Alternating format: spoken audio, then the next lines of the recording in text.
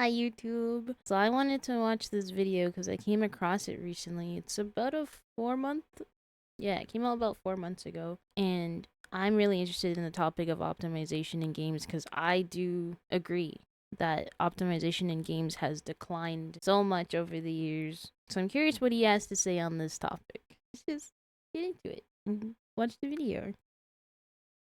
In 2025, you either make a down payment on a house or you buy a mid-range PC. Over the years, video game graphics have evolved far beyond what we ever could imagine to be possible. Pores in the skin, motion capture technology, photorealistic shadows and reflections that adjust themselves properly in real time, and that was 2018. Now we have pores in the skin, motion capture technology, photorealistic shadows and reflections that adjust themselves in real time at sub 60 frames per second with the most powerful gaming GPU on the market, accompanied with ghosting, poppin', input lag, flickering, motion blur without motion blur. What the f happened? I'm a simple gamer, and I like to think that I play a variety of different genres.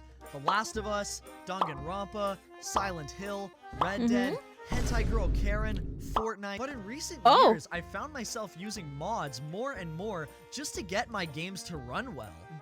Yes. Oh my gosh. I had to do this for Wilds because my computer was chugging. My CPU was doing its best, but I think now it's a bit better optimized. I haven't had to use the mods after the recent update with Monster Hunter, but on launch I had to. I couldn't even play the game off stream well. It was just so bad. And I have a 3060, but I feel like I should have still been able to run it pretty well. So it sucked that I had to like go and like find mods and all this stuff. And even people with, I believe, 4060s were having issues with Wilds. Like, it just wasn't running well.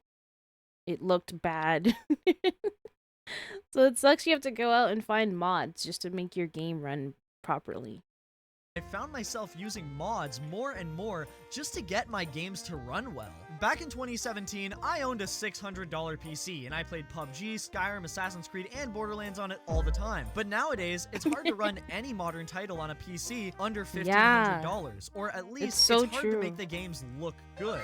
Yes, of course technology and graphics evolve over time, but it's clear that things have gotten a little disproportionate, especially when the beefiest, dump truckiest GPUs struggle to run games and don't even break the 60 FPS mark. I'm talking, of course, about the rapidly spreading virus in gaming right now, known as bad optimization. Is it Unreal Engine? Optimization? Why do developers not care for their games to run good and look good at the same time, and instead exclusively prioritize making them appealing to the eyes? Well, like many topics, it's not so black and white, and there are a lot of reasons, and starting with the first 13th reason why: upscaling technology. In the past few years, artificial intelligence has evolved at an alarming rate. AI is being used everywhere. We have AI-generated videos like this Coca-Cola ad I got, AI-generated essays, AI-generated songs, AI-generated comments, which is worthy of a whole different video in itself, and of course, I didn't even know about that. Graphics. Well, not completely AI-generated. Upscaling technology in video games works like this. The game runs at a lower resolution, like 1080p, and then it gets upscaled to a higher resolution, like 1440p. In theory, this will make your game look like it normally would at base resolution, but that's not necessarily true. Even on a quality setting, some problems just become glaring. In Fortnite, there's some serious shadow flickering and fuzziness going on in some areas, and in Red Dead Redemption 2, it may not seem too different at first glance, but look at how the game looks when it starts raining. What the f? AI Whoa, has what to happened? Guess what the game will look, how the game looks when it starts raining. Like, the rain looks like it's glitching, for one. What the f? The way it's falling. And it looks like it just got more grainy, from what I can kind of see. I don't got the best eyes, that's why I got my glasses on today. AI has to guess what the game will look like at a higher resolution, and as a result, the game will never look like how the developers intended. That makes sense, though. I really care about vision and artistic direction, and I can't help but feel like DLSS and FSR are quick and easy solutions to improve frame rate, but molest the original concept. DLSS, or Deep Learning Super Sampling, NVIDIA's upscaling technology, has settings you can choose from, such as quality, balanced, performance, and ultra performance. What this does is lower the base resolution of the game game, so instead of upscaling 1080p to 1440p, it'll upscale 720p or 480p to 1440p. The lower the base resolution, the more Okay. inaccurate the upscale. I didn't And know that. for real, who the hell even plays on performance numbers-wise. modes? DLSS is only enabled on RTX cards anyway, and I'm pretty sure all of those cards are capable enough for gamers to not have to submit to the worst case scenario to enjoy a video game. Oh shit. Another AI Which card was worst that? case scenario to enjoy a video game. Oh shit. No, it's so fast I can't get it. But I do sometimes have to play on performance mode or ultra performance when I stream. Only because right now I'm only on one PC. I have to run my VTuber model and other programs in the background, so it gets a little heavy. But I do also think it's because of poor optimization in some of these games, I'm gonna be honest. Like, I feel like my model's never even that heavy on my PC. It's usually like 10% on my CPU. And then OBS might be like a little higher than that, like maybe close to the 20s or under. I can't remember at the moment. But it sucks. Like as a I don't even think just as a VTuber. I was gonna say just as a VTuber, but I think as a streamer, if you can, getting a second PC is just better so that you can actually play your games at a good frame rate that's steady, where your PC is not overworking itself. So if you stream, something I'm trying to do this year is get a second PC. It's just a lot better. The setup, I think, can be very complicated, and you might have to buy some extra things, like a capture card if you don't have it, but I think it'll be worth it for like streamers in the future to try and invest in two PCs, unless you just get a super strong, amazing NASA computer. But PC parts are getting so expensive, or they are so expensive now, and it's just a lot.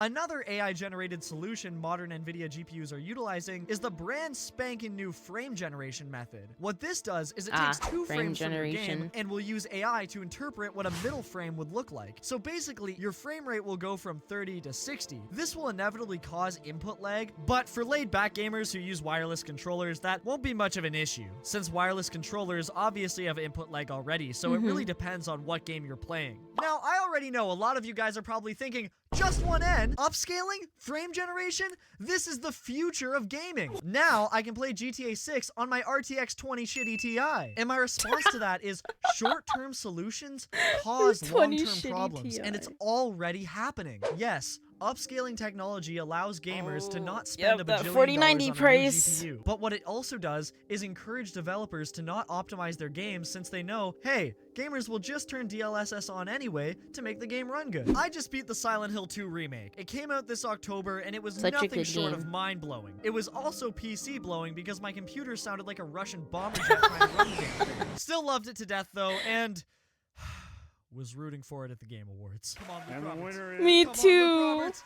Melinda Jurgen. If we check the recommended specs for Silent Hill 2, it suggests using DLSS to play the game at a high setting on the recommended graphics it card. does. Silent Hill 2 looks incredible, but it's also Silent Hill 2. The entire game is set in these liminal spaces, so it shouldn't be too difficult to run, even if it looks realistic. Well, if we I install agree. the Sunny Hills mod, which turns the town of Silent Hill into a normal small town on a beautiful day, we can see the actual draw distance for the game. Enemies pop in pretty close to James, but the areas that are loaded in are actually surprisingly far away. What's strange about this is that in the unmodded game, the fog is thick and so close to James, you never even see the buildings that are actually loaded in. Rendering most of the map like this at once is not only pointless, because it takes a significant chunk of performance straight out of your game for no reason at all, but it's also ironic because the fog existed in the first few Silent Hill games for this exact reason. The PlayStation 1 Oh, I didn't didn't have the even know power that. to load Okay. distant areas, and to hide the hardware shortcomings, Team Silent slapped a bunch of fog onto the game, which fortunately Oh, gave it a more cute. ominous tone, but conveniently improved performance as well. The fog in the Silent Hill 2 remake is still present to provide a bleak tone for the game's visuals, but the developers aren't utilizing it to its full potential. Some games make distant buildings look horrendous to save performance instead of just outright making them disappear, and the Silent Hill 2 remake doesn't even do that. Fine details still appear on the distant objects, but we never would have even seen it in the unmodded version. version because of the fog. Sure,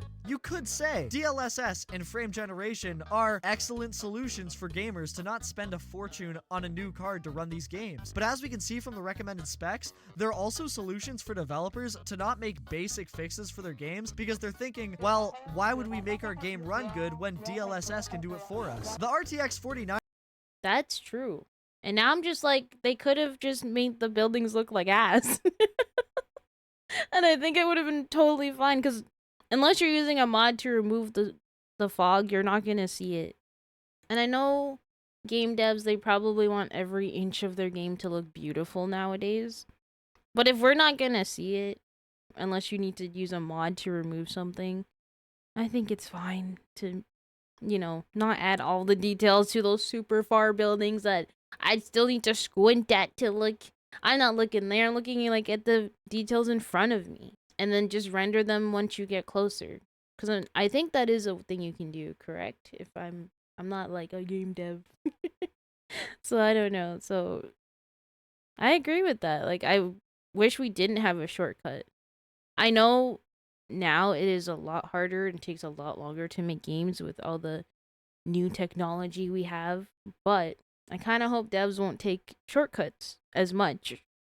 I know AI is here. AI can help, but I think we still need to stop relying on AI as much, because obviously it's not going to be perfect, and AI is not going to be able to perfectly render things or perfectly add in the frames as, like, if they optimize the game to be like, okay, let's do this so that it doesn't run as heavy and it doesn't need to load all of this in. It would just be a lot better. Well, why would we make our game run good when DLSS can do it for us? The RTX 4090 can't even play Silent Hill 2 at 4K, which is the industry's current resolution, at 60 frames per second. That is... I thought it would have been able to. Wow. Because the 4090 is not the newest. It was the newest card at the time, because the 50 series is out now, but I thought you'd actually be able to.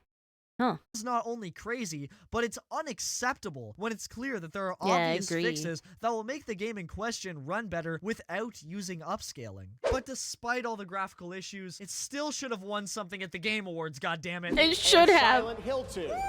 And the Game Award for audio design goes to Silent Hill 2, right? Come on. Senua's Saga, Hellblade 2. The PlayStation 5 Pro, which... Okay, but Senua was a great game too. I didn't play the second one, but I played the first. And the audio design is insane in that game.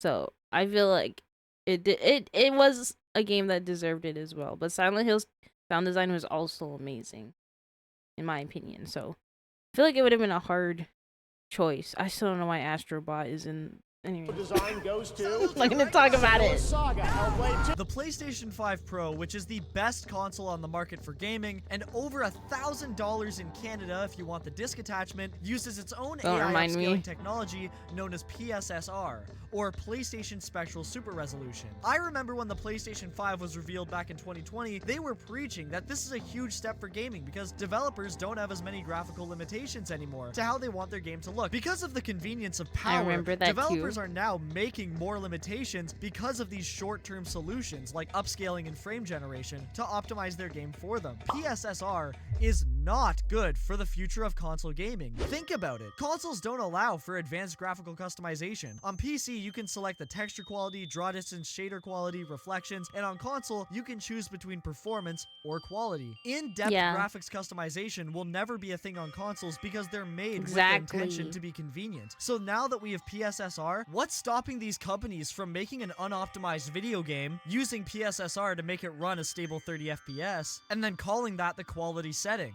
This, right now, when some games can't even play 60 FPS at 4K on the fattest GPU on the market, is not good, and will only give future developers an incentive to use shortcuts while making the game's visuals.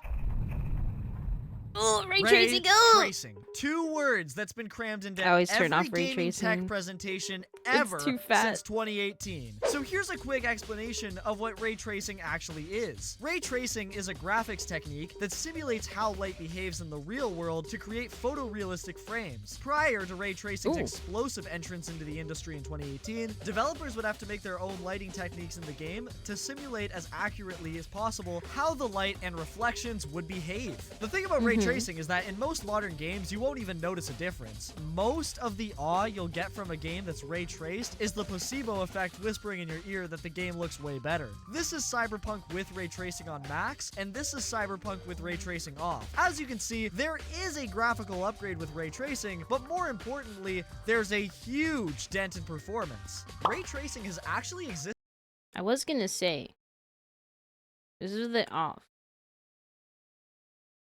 I feel like it looks better with it off almost to me. Like just the graphics itself, not the lighting because of the ray tracing. Here that the Let me game look looks at it way on better. again. This is Cyberpunk with And then ray with it tracing on off. max, and this is Cyberpunk. So like the lighting on the yellow light looks about the same. It's just that background light is different on the building. Here that the game looks way better. This is Cyberpunk Cuz like the building looks more realistic here. with ray tracing on max, and this is Cyberpunk But I do feel like with it off, the building's textures look way better. Looks insanely better to me. With my preference of with ray tracing off. As you gaming can see, there graphics. is a graphical This one looks kind tracing of on bad. max, and with, this is with Cyberpunk it off. ray tracing off. As you can 'Cause see, of the there floor? is a graphical upgrade with ray tracing, but more importantly, there's a huge dent in performance. Ray tracing has actually existed for a very long time, though. The initial idea for it was thought up in 1968, and Pixar started using it in their animated films, beginning its reign in A Bug's Life from 1999. Granted, Really? they only used it for Wow. like 2 shots, but regardless, they did use ray tracing. still used it, That's yeah. why 3D animated movies from the early 2000s still look better than modern day stylized games. Now that we have the Oh. technology to implement ray tracing in video games, though, it's a pro and a con. In some games that don't have detailed casting effects like Minecraft, ray tracing is an enormous upgrade. But in games like Cyberpunk, it looks great in some scenes, but most of the time you probably won't even notice it. It's true that ray tracing is Yeah, an option. that's You don't me. have to I wouldn't enable even it, But the notice. support of this new expensive technology means the downfall of an old but gold method of creating reflection. I'm going to use Half-Life 2 for this example. In Half-Life 2, Valve used planar reflections to create convincing looking water. While this can be expensive to performance if used on a large face of water like an ocean, for example, it's great for something small like a puddle. Now you guys may be saying, Justin, don't be a dingus, you dingus! Technology needs to evolve over time. Otherwise, we'll be stuck in the same place forever. And I 100% agree with you. You're not wrong. I just think that a lot of modern developers are putting all of their chips into ray tracing, even though most modern GPUs still struggle to run games with ray tracing I on. agree. In Star Wars Outlaws, for example, there's no option to turn ray tracing off. You can only lower Really? and enhance the quality. All I'm saying is that while I would like to get No to wonder the the point game where flopped. every game automatically has ray tracing on, I just feel like most gamers aren't there yet, since a lot of people still use GTX 1080s, RTX 2080s, and whatever the AMD alternatives are, I don't really know. So why limit That's so true. Because it's hard to upgrade your GPUs nowadays because they're so expensive. And also, like with the 40 series, they're not even in production anymore. Which is insane to me. I really wanted to upgrade to a 40 series, but I can't even get a 4090. And if I can find one, it's insanely expensive, and I might as well just get a 50 series. Because I think the 50 series is still cheaper than finding a 4090 somewhere on the interwebs at this point. your audience? There should absolutely be ray tracing options, but I think that developers should still put a lot of effort into optimizing their games for when ray tracing is off, so it still I looks agree. good and not muggy everywhere. Most people don't have the money to sink into a brand spanking new 4090 that can actually utilize ray tracing well. So the rest of the gamers, including console gamers, are forced to be stuck with these subpar water effects and reflections because the developers think that they can just glaze over it as fast as possible since there's water effects and I noticed this when I was playing Alan Wake because I have ray tracing off in this game. And I was like, oh, so you can't even have my reflections anymore. What does this say now? The overall visuals of this game are amazing, but why are basic mirror reflections look like shit? I can play The Last of Us on base PS4 with perfectly fine mirror reflections. True. The Last of Us looks amazing still on PS4. Maybe there are good reasons for this on the technical side, which I don't understand. But it's just odd that next gen games are struggling with mirrors when on the other hand it was almost a given on last gen. Exactly. I agree. I mean, they don't have to be perfect, but are you telling me that we can't get better mirror reflections than this? It is maybe nitpicky, but it breaks my immersion when I walk past a mirror, especially when the rest of the scenery looks so damn good in contrast. Very true. Because you're probably walking up like, oh, can I see? Because I do that. I walk up to mirrors in games all the time. Like, can I see myself in the mirror? Because that's sick. That's cool. It makes me feel immersed in the game, and then you see a whatever that blob is. and reflections because the developers think that they can just glaze over it as fast as possible since there's an easy, quick solution, and that's to let ray tracing do the work for them. I love ray tracing. I love shadow quality. A lot of reflective surfaces. But let's be real. This is too much for what we can handle Yes, right now. Stalker 2. We can barely even run 4K open world games on the newest cards. So why are we building video games for ray tracing? That is insanity. So and true. again, if ray tracing is an option, that's should be great. the least of All their I'm saying worries. is the game should still look good for the people that don't want to have it enabled. Developers need to optimize their graphics to where the gamers are at, and not 100% to where the newest hardware is. Of course, optimize it so the games look as good as possible on that hardware, but don't make it impossible for everybody else, because that's just a lose-lose for everybody involved. Now, these new games, Stalker 2, Remnant 2, Silent Hill 2, The Witcher All the twos. 4, all have something in common, and it's that they're all made in the Unreal Engine. Unreal Engine 5, to be Yes. specific. When Unreal Engine 5 was announced, people thought it would be a huge leap for developers since it would handle a lot of the fine graphical details, taking the work off of the programmers. The flaw with UE5 is that the graphics are incredible, but they're also expensive and unoptimized. Most of these Unreal Engine 5 games suffer the same issues, and that's not only bad performance, but very blatant ghosting. Ghosting is when a frame lingers for a bit, even after it moves on. There's also some pretty clear flickering problems, and the hardcore push for temporal anti-aliasing. Anti-aliasing is a graphics technology that's been around for a while, to be fair, which removes the jagged edges on objects. With it off, the game is completely raw. Each pixel is exactly where it needs to be, at the cost of everything looking sharp. What anti-aliasing does is it slightly blurs the image by softening the edges on objects and makes it appear less like a video game and more like a picture. TAA I only say frick anti-aliasing because I feel like it makes my game shrug. But I turn a lot off when I'm streaming because usually, like I said earlier, my PC just it's like I'm trying. I can do it, don't worry. While I'm streaming, and then you'll get like a slideshow like when I oh my gosh, when I streamed Wilds one time. And I think Wilds even crashed my encoder when I was streaming. It was bad. Because it was so it was just too heavy, unfortunately.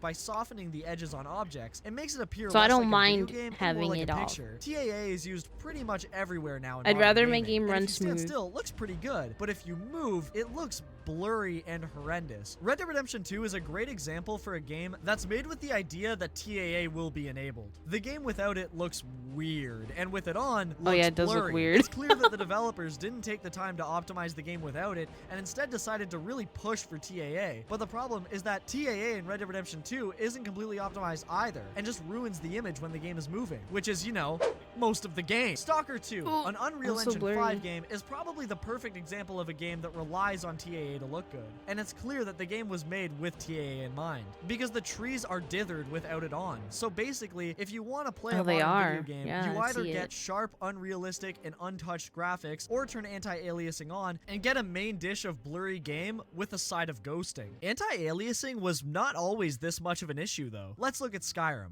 With anti-aliasing off, the game looks sharp, sure, but it still looks great. While Red Dead Redemption 2 Yeah. with anti-aliasing off looks sharp and weird, and like the developers never even wanted. Is this the off? Because, well, what is with the trees? I feel like they're supposed to have more leaves than they're showing. Unless they're not. I haven't played Red Dead yet. I really want to play Red Dead. But if they are supposed to have more leaves, that, ooh. it just looks weird. Like the trees look so weird. It just looks unfinished almost, if that makes sense. Wanted it to be an option. It's another strange time for gaming. In 2008, we had the notorious piss filter trend, where every game had a brown and yellow color scheme. Yeah. In 2018, I every game remember had to have that. a battle royale mode, and in 2024, Yep. every game is made in Unreal Engine 5, and nothing Yep. runs as well as it should. To prevent Very this true. from happening, developers need to slow down and take the time to remove the unnecessary clutter that claps performance. They need to think, I well, agree. how can we make this reflection look good without ray tracing? And they need to consider the broad audience of gamers instead of what the loaded game journalists who can actually run the game at max settings will say about it. What the hell? But most importantly, what do you guys think about all this? How can developers fix this modern issue in gaming? Make sure to let me know what you think in the comments below, and I'll check them out as soon as I possibly can. As always, thank you so much for taking time out of your day to watch this video, and Of make sure course. to have a good one. You too, Also, I Justin. wrote a song about this. Huh?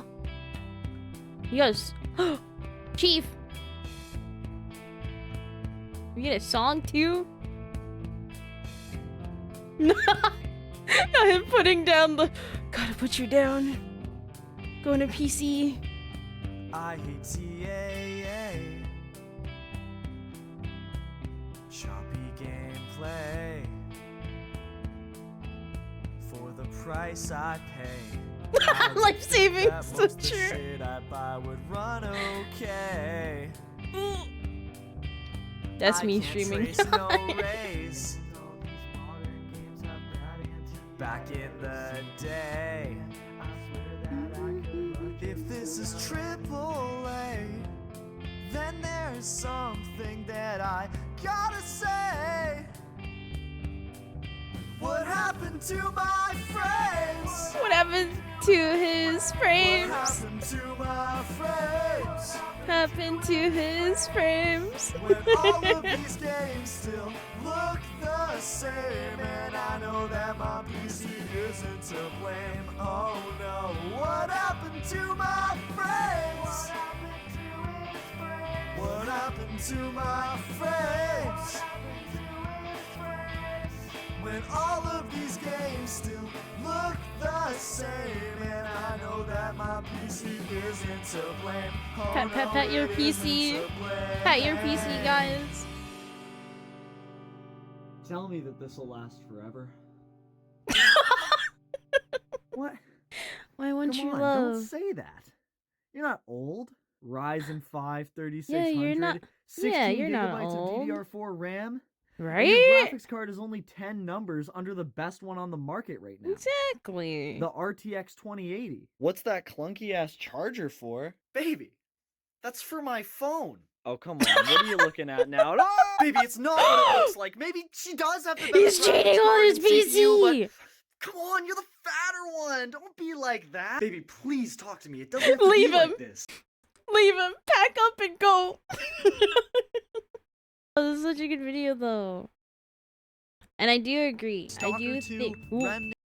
just meant to pause.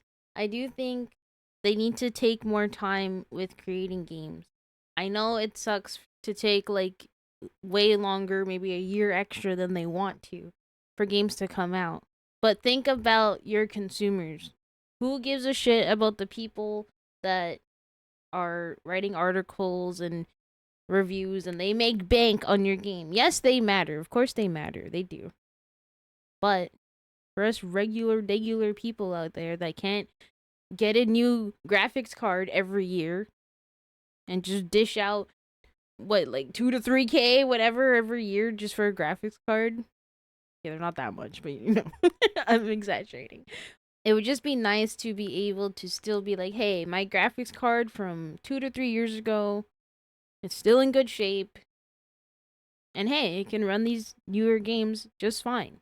Maybe not at 4K like the 4090 or the 50 series can, but it can still look beautiful and amazing and run well, and it's smooth, and it doesn't look like ass when I turn something to low and looks grainy and has ingrained motion blur. I think that's something some games have, and I really hate it because I hate motion blur. Why is motion blur even a thing? It's probably to make games look a little better, isn't it? Like to blur out the issues. I always turn it off though, because I get motion sickness. But this was a good video, and I learned a lot. There's a lot I didn't even know, because never knew the specifics about like TAA and ray tracing.